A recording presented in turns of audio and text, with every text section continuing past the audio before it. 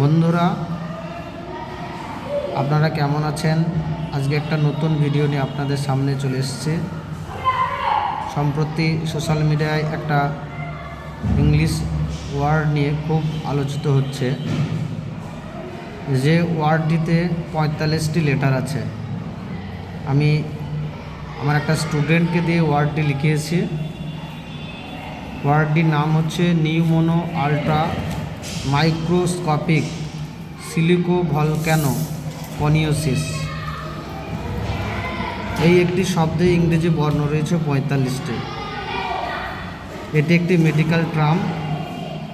এটি ফুসফুসের একটি রোগের নাম।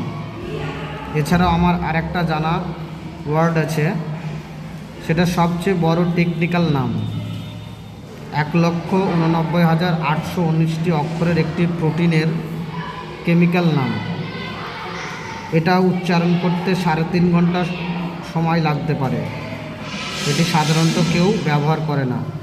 ভিডিওটি ভালো লাগলে অবশ্যই একটি লাইক কমেন্ট করবেন।